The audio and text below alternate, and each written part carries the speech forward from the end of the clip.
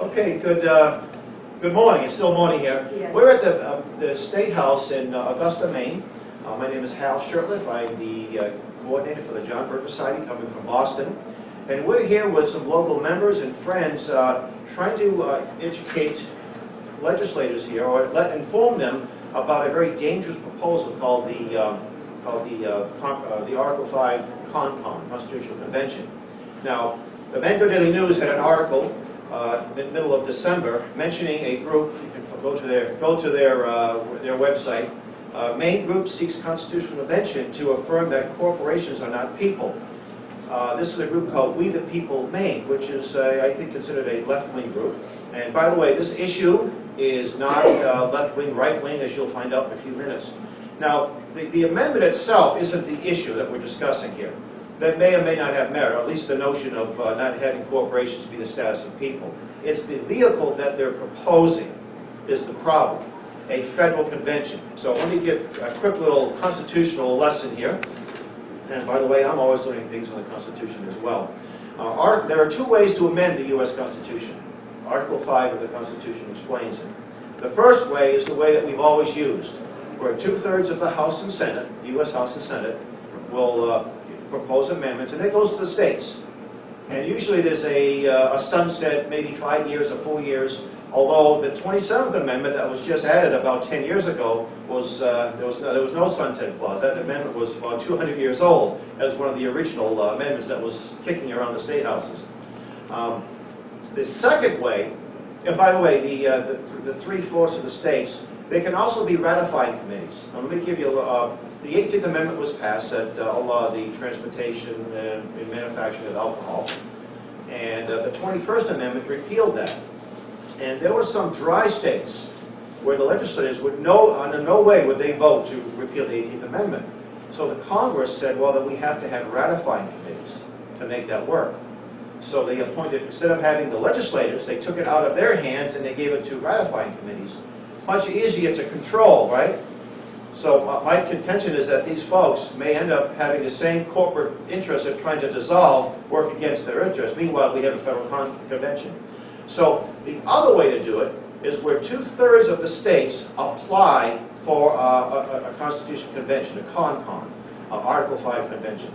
Now, we've never had one under the U.S. Constitution. We had one under the Articles of Confederation, and we're very glad we did. It gave us, I think, the greatest document that governed mankind in the history of the world. But they actually exceeded their mandate, and they changed the mode of ratification. Under the articles, you needed a majority. All 13 states had to approve. Rhode Island never even showed up, and they said, let's change it to 9 states. So they changed the mode of ratification. And again, we're glad we got what we got. However, we don't think that same caliber of individual will be represented at any future convention. And so that's one of the concerns. This CON, there are a lot of groups like this group here think that you can limit it to one issue, one amendment. And that's not the case at all, because the Constitution is very clear. It says that states will call conventions for the purpose of amendments. So the legislators in Maine may say, hey, we like this idea, let's have a CON. And they go down to this convention, wherever it may be, Philadelphia, Washington, D.C., or wherever it's determined, Hawaii, probably, where some legislators like to go this time of year. And that particular amendment may not even be brought up for a vote, for consideration. So all this work is really for nothing. But we're concerned that there is some folks that have been around for quite a while that have a different agenda, and they want to sort of redefine this Constitution and change it into a parliamentary system. And I want to make reference to a very important book called The Power to Lead by James McGregor Burns, who, the last time I checked, he's in his 90s. He's one of the more prominent, influential men of his time. He's a professor at Williams College in Massachusetts. He wrote this book in the mid-'80s, and I looked through it. And he said that he paid a lot of homage to our founders. He said it was a great Constitution. It lasted a while, but it's no longer valid. And he said that we have to make right what our founders made asunder, put asunder. In other words, he said the Constitution is a very difficult document to work with. And we have to turn them upside, he actually quoted, he said we have to turn it upside down.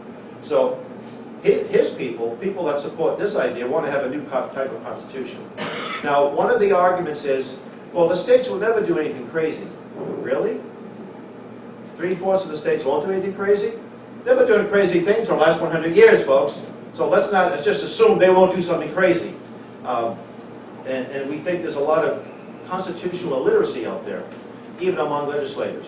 You can go up to most legislators here, and I'd be hard-pressed to find out how many have even read the Maine state constitution. Ask them that, see what they tell you. They probably won't. But not that it isn't. Now, I mentioned this group from Maine that's on the left side of the spectrum. There's a lot of folks on the right side of the spectrum also pushing this. Mark Levin, who's a well-known talk show host, he's on probably up here in Maine on a number of AM, FM stations. He wrote a book back in August, Liberty Amendments. And he's got about 15 amendments he wants to see proposed. In my opinion, there's 2 amendments I'd like to see repealed. If we had a convention of constitutionalists, we'd repeal the 16th Amendment, 17th Amendment, and go home. But it's probably not how it works. So Mark Levin has influenced lots of people. Rush Limbaugh, Sean Hannity, and numerous people. I think this would be a great idea. And sometimes things at first view do sound good, right? They look at a Congress and a federal government that's sort of out of control. But why are they out of control, folks? Because we keep on sending the people down there. That's the problem. And you think our legislators in our states are any better? And I asked both people on both sides. Now, Harvard law professor Larry Lessig is also a big supporter of this. I attended, in fact, my friend and colleague in the back, will be up here in a minute, we both attended the conference at Harvard in 2011. They would not let me participate. Someone who's been fighting this thing since 1988. They didn't want my position.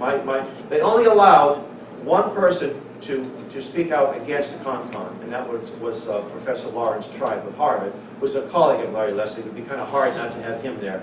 Other than that, everybody was in favor of a CONCON.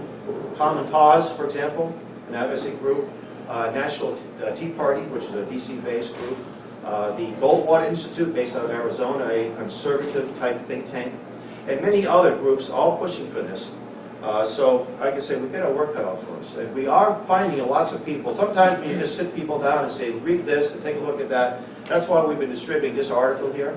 And we have this, and we have a 12-minute CD and DVD by legislators in Oklahoma that successfully fought this. And by the way, Maine already has about 3 or 4 old calls that go back to 1900. And we believe that those old calls may be recognized by Congress as legitimate. There's a call in Vermont calling for a constitutional amendment to outlaw bigamy. Well, what happened was they passed a law at the federal level. That's when Utah became a state, and there was an issue with that. But that's a call. The purpose of the call is irrelevant. The fact that it's a call is what makes it valid. So we've been working to get lots of states that rescinded their calls as well. And we're urging people to examine this issue.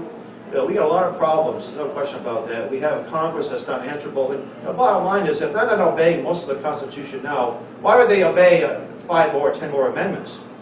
And Dan's going to be talking about one writer that I just, Edward Vieira, who wrote he's a law professor with more degrees than a thermometer. He's going to make reference to him in a minute. So I do want to encourage you to get copies of this article. It's on our website. You see our Choose Freedom Facebook page. You get a lot of information on this subject. And also this DVD, this is a CD, but the DVD is available on YouTube as well. You can go to the Facebook page, there's links there. And in Maine, we have the Maine Friends of the John Birch Society on Facebook, and we also have a Facebook page called Stop the Constitution Convention, which I am the administrator.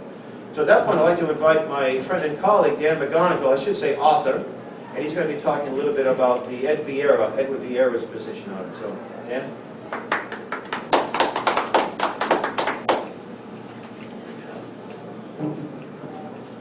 Thank you, Hal. Hal's a great 21st century American patriot here. Okay, I just want to speak very briefly about an article. The title of this article is Enforcement, Not Amendment. And it's by Dr. Edwin Vieira, Jr., PhD, JD. And it's posted at the website newswithviews.com. And I consider Dr. Edwin Vieira is sort of a mentor of mine, and also I consider him to be a top constitutional scholar in the country, and sort of like the 21st century version of the Founding Fathers all wrapped into one. And he's also a patriot. And but I want to. There's a key question that he asks in this 6-page commentary. Enforcement, not amendment, is the answer. And that question is, and he does mention Mark 11 in the beginning of this article. The key question he asks is, exactly how are the new amendments to be enforced? So the key question generally is, how are the Constitution, the Bill of Rights, the state constitutions, legitimate federal law, legitimate state law, how is all that enforced? Well, he answers his question not regarding new amendments, but regarding the existing founding documents. And he goes into it at the end of the article, and the answer, I won't give the whole answer, but the answer to the question of enforcement of the founding documents, federal and state, it's found in the preamble. It's found in Article 1, Section 8, Clause 1, to provide for the common defense, parentheses, of rights to life, liberty, and property. And it's found in the first clause of the Second Amendment. And those are implicit enforcement clauses. And the explicit enforcement clause of all these documents is found in Article 1, Section 8, Clause 15. So everybody can look that up in their pocket constitution. Article 1, Section 8, Clause 15. That's the explicit enforcement clause of the laws, which Article 6 defines the laws, and it defines the Constitution as the supreme law. So the Constitution is within the two words, the laws. And there'll be a video posted of this conference, and at the end of the video, there'll be posted the link to this article for people to look it up. And that's all I have to say. Thank you very much, Al. Question? Go ahead. Question. To answer, the laws right now in the Constitution are not being enforced. That's right. That's the issue, right? That's correct. So why would any amendments, any con, the laws that they bring forth, how would they be enforced? Exactly. And Edwin Vieira points out, too, that you can challenge laws, and sometimes those laws will take years, if not decades. So our job is to find legislators that will obey that oath of office and get them into either here at the Capitol, at the state capitals, or Washington, D.C. That's the best remedy, to have informed citizens that will in turn send informed legislators down there, instead of having this, people beholding to special interest in other entities. And that's the solution, is either get them to do what they're supposed to do, because the voters back home will put them on the unemployment line, or we find people that will. That's the solution. The solution isn't, there's no quick fix. People think, oh, an amendment, let's amendment, that amendment, we'll do this law, that bill. How many laws are there all over the country? And there's hundreds of thousands, but the laws themselves don't solve the problem. So, yes? If the laws are inconsequential, why is it so important to you? Oh, we're not saying the laws are inconsequential. The laws aren't being enforced because there's not a will to enforce them. And because, there are a lot of laws that are enforced, don't get me wrong, but there are some laws that aren't enforced, that should be enforced, and we're saying that if they're not obeying the Constitution, give you an example. Foreign aid is not in the Constitution. It's unconstitutional. Now, we could propose an amendment to say no foreign aid, but the Constitution doesn't allow that to begin with. So what's the best way to do it is to make sure those legislators don't support foreign aid. That's the way to do it. And the Constitution, Article 1, Section 8, and Article 1, Section 7, grants certain powers that are limited to Congress. There are some things that they're not allowed to do. There's some things they're supposed to do, like declare war. Not that I want to see war declared for the sake of declaring war, but when was the last time Congress declared war? And some people, I do a lot of tables, information tables at fairs, and we meet the general public. And people thought we declared war, the Gulf War, the first Gulf War, the second Gulf War. I said, we haven't declared war since Pearl Harbor. Have we been in wars ever since? So the Constitution is being violated.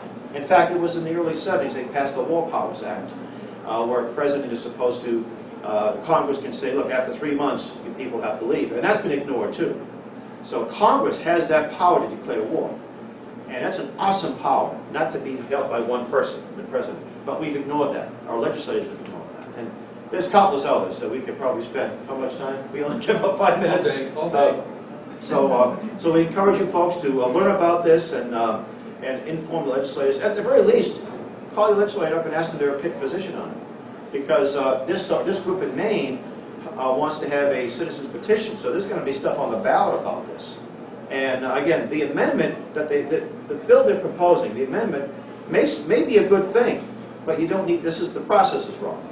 So we're not arguing against the bill itself or the amendment itself. It's the process that's wrong. So, you know, yes.